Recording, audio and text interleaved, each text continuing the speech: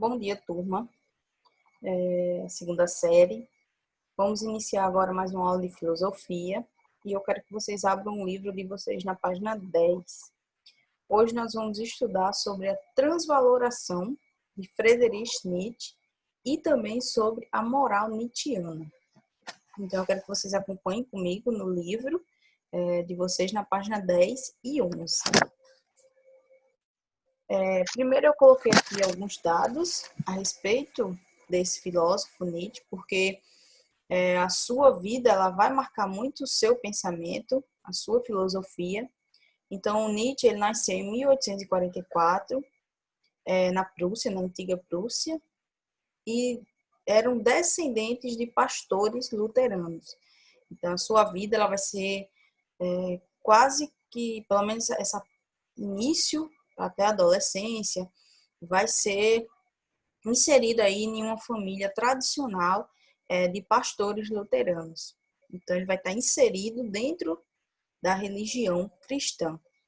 Ele estudou teologia ainda na adolescência e começou a questionar os dogmas cristãos.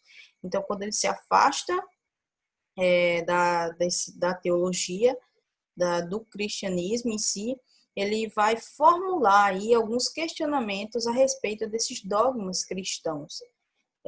Nietzsche também cursou filologia, que é o estudo das línguas clássicas, e tornou-se professor de filologia clássica da Universidade de Basileia, aprofundando os estudos em língua, cultura e filosofia grega.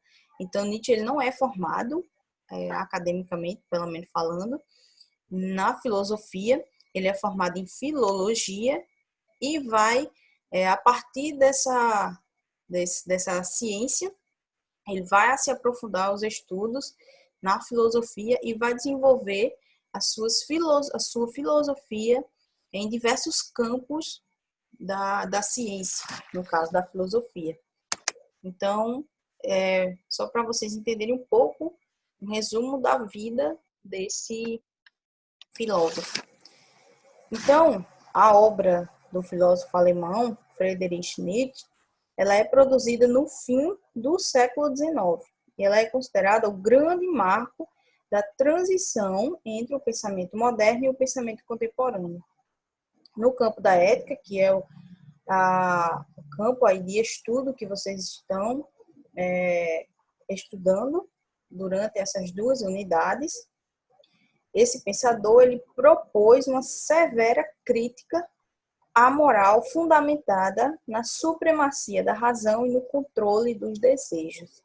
Então, vocês já viram alguns filósofos que, dentro do campo da ética, abordaram e defendiam essa racionalidade, essa supremacia da razão e também o controle dos desejos. Então, Nietzsche ele vai contra esses dois elementos, inclusive vai ser o ponto principal para ele formar sua crítica a essa moral, uma moral fundamentada nessa supremacia da razão e também nesse controle dos desejos. Então, decidido a questionar os valores morais defendidos pela tradição racionalista, como o bem e o mal, Nietzsche buscou a origem deles a fim de mostrar que não eram absolutos nem eternos, mas intencionalmente forjados no decorrer do tempo. Esse procedimento ficou conhecido como a genealogia da moral, que seria, no caso, uma busca, um estudo a fim de chegar à origem dessa moral.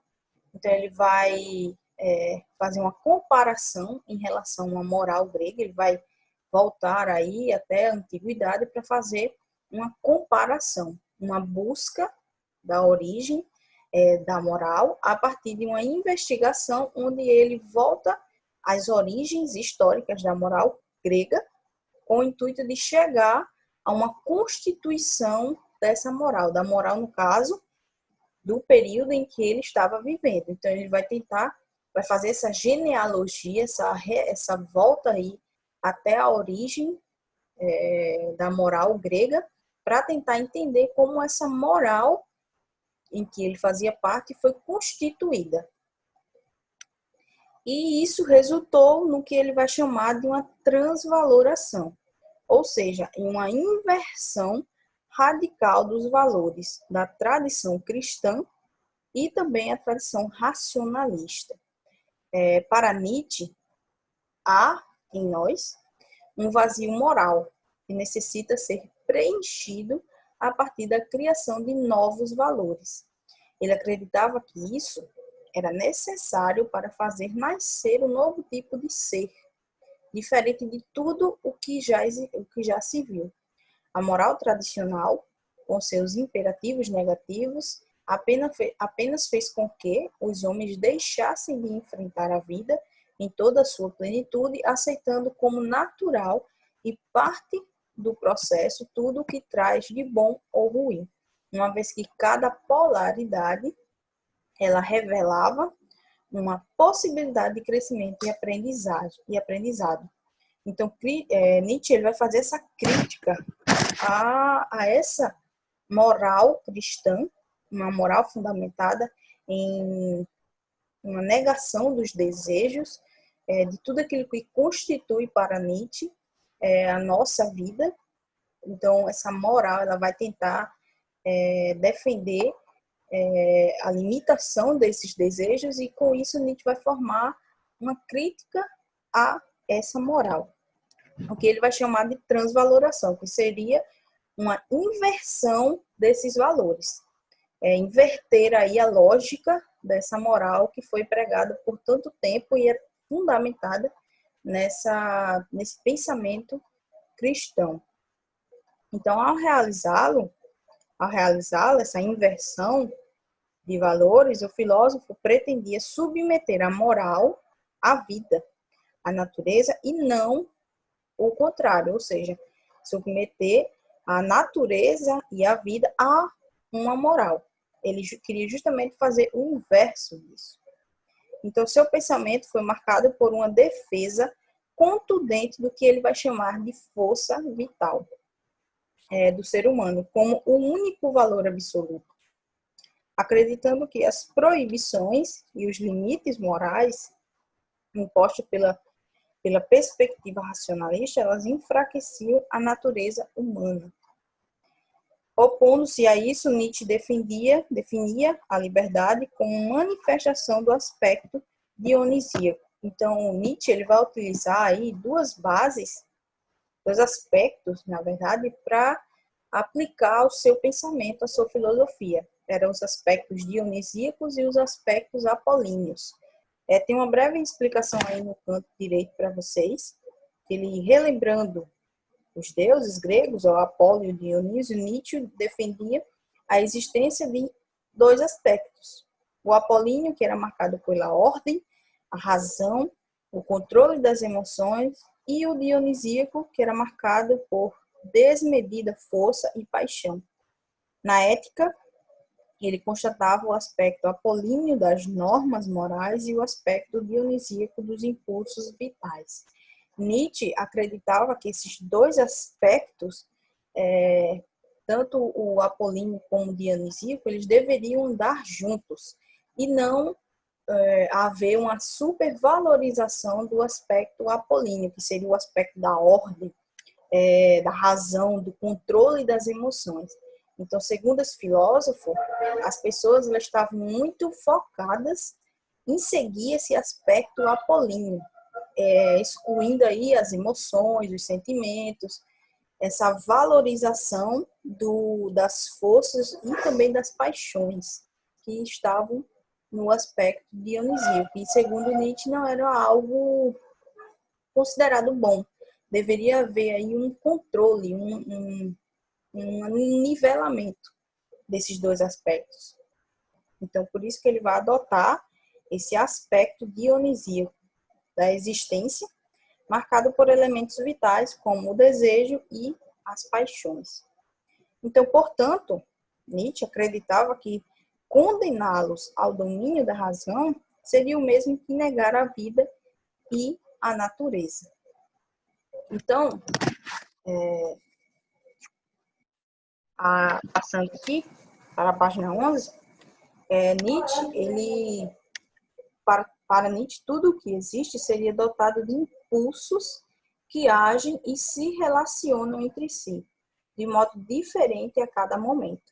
Nietzsche ele vai ser adepto de um pensamento do devir, que alguns filósofos pré-socráticos, os filósofos antigos já defendiam, que é um aspecto de movimento da realidade. Então, segundo esses filósofos, nós vivemos em um constante movimento das coisas em geral, da realidade, enfim. E Nietzsche também vai defender, na verdade, esses impulsos que, segundo ele, agem e se relacionam entre si de modo diferente a cada momento. Então, de acordo com esse ponto de vista, o impulso criador, que seria um impulso em que vai mover aí todas as coisas, que vai impulsionar essas coisas a essa transformação, para Nietzsche era a vontade de potência, que faria, segundo ele, surgir novas formas a todo instante. Então, esse impulso que ele dá o nome de vontade de potência, é o que faria surgir, dar esse impulso inicial a todas as coisas. Aqui, mais abaixo, ele vai trazer um pouco dessa explicação do que seria essa vontade de potência para Nietzsche. Esse conceito ele vai ser abordado por Aristóteles, por outros filósofos, mas de uma forma diferente. Então, Nietzsche ele vai criar aí um conceito dele para tentar explicar esse impulso, esse movimento das coisas da realidade. Para Nietzsche, essa vontade de potência, ela poderia ser entendida como um impulso fundamental que tem na própria vida e não na racionalidade ou na causa, como defendiam outros filósofos, como, por exemplo, Aristóteles.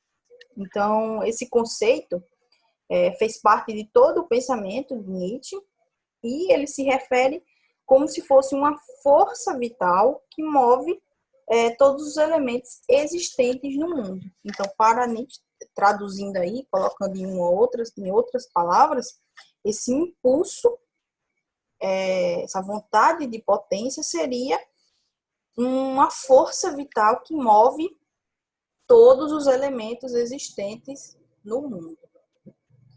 Ele coloca também que ele considerava esse impulso como algo alegre, de desejo e aceitação da vida em todos os seus aspectos, inclusive os de dor e de luta. E reconhecia a força e o instinto como elementos vitais e entendia os valores morais como criações humanas. Então, ele vai totalmente contra a um pensamento que existia na época em que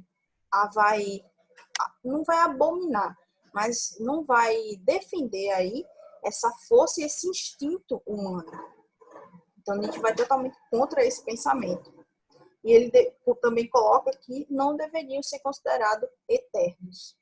E também, além disso, ele defendia a vida como um valor fundamental, questionando toda a moral que se opusesse a essa vontade de potência, a esse impulso vital, por meio da transvaloração, que seria, então, essa inversão de valores. Então, essa moral nietzschiana, como eu coloquei aí para vocês, ela vai, ao refletir, na verdade, sobre essa moral, Nietzsche ele questionou a origem dos conceitos de bem e mal que existia, que foram criados, assim como também os critérios utilizados para avaliar as atitudes humanas e até as próprias pessoas como boas ou más. E afirmou que o sentido etimológico, o sentido original da palavra de bom, equivalia aos conceitos de nobre, forte e aristocrático. Vale ressaltar aí que esse significado ele vem lá desde a antiguidade, no sentido original da palavra, e vai colocar como nobre, forte ou aristocrático. Então, para Nietzsche, esse significava o sentido da palavra bom. Então, como vocês podem ver aí nesse esquema aí que eu coloquei, vai existir aí os conceitos de mal e bom dentro da moral grega antiga e também dentro dessa moral cristã que foi construída ao longo dos anos. Então, o nobre, o forte, o astuto, para Nietzsche era considerado bom, mas, ao contrário, a moral cristã era considerado como elementos maus ou como o próprio mal. E o humilde, o fraco ou ruim, para Nietzsche, que seria aí um homem fraco, na verdade, o conceito de mal para a moral cristã seria, então, o conceito de bom. Então, como vocês podem ver, houve aí uma troca em relação ao significado desses conceitos a partir dessa moral cristã. Então, sendo assim, ele não definia, na verdade, o bem como uma bondade ou benevolência, como a moral cristã defendia, mas como a nobreza, a excelência e a força de quem fosse capaz de amar a vida, independente de como ela se apresentasse. Nietzsche vai colocar que essa moral tradicional, essa moral fundamentada aí nesses princípios cristãos, vai retirar esse impulso vital dos seres humanos, onde ele coloca que vai privar essas pessoas, na verdade, de amar a vida, independente de como ela se apresentasse. Então, de acordo com essa perspectiva, o que a moral tradicional designava como bem, ele defendia como uma fraqueza, afirmando que essas pessoas elas não podiam ser consideradas iguais em termos de força. Então, era justamente aí o contrário, era a inversão em que eu falei para vocês. E para ele, os fortes, os verdadeiros bons, não reconheciam a angústia, o medo, o remorso, a humildade ou a inveja. Então, essas são características do homem bom para Nietzsche. O homem, quando eu falo, eu me refiro, na verdade, ao ser humano, porque ele abordava dessa forma.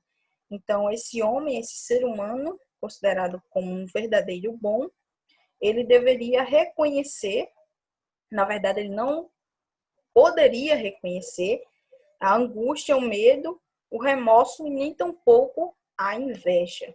Esses aspectos seriam associados aí ao que ele caracterizava como o homem fraco, um homem mau.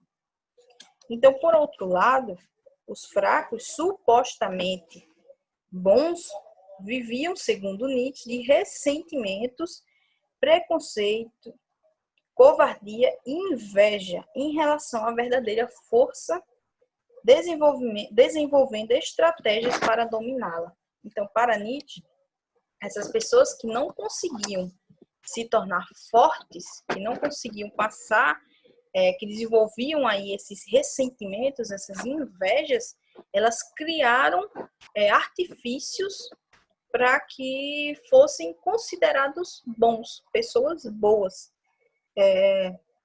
E também para dominar a vida. E entre essas estratégias estavam a invenção de uma vida, de uma outra vida, uma vida após a morte. Nietzsche, ele foi, dá para perceber, né, que ele foi considerado um filósofo além do seu tempo. Esse pensamento que ele formula a respeito dessa moral foi considerado durante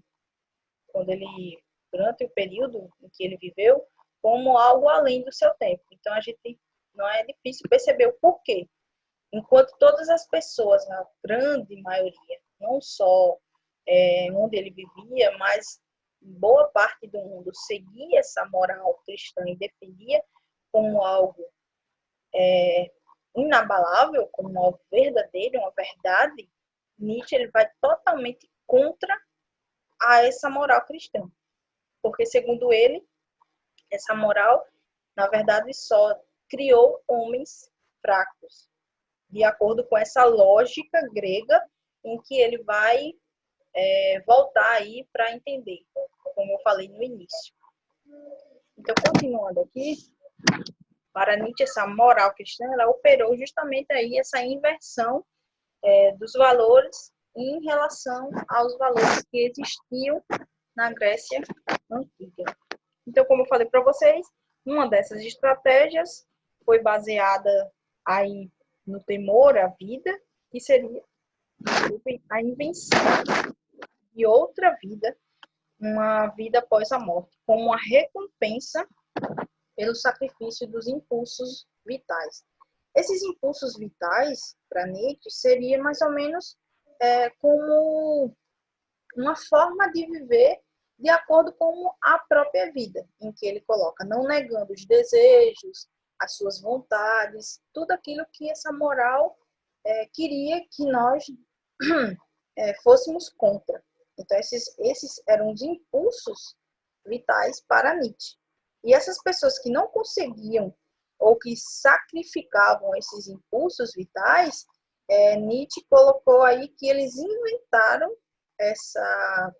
uma vida após a morte como uma recompensa, como algo que eles teriam por ter sacrificado a sua vida aqui na Terra a essa moral.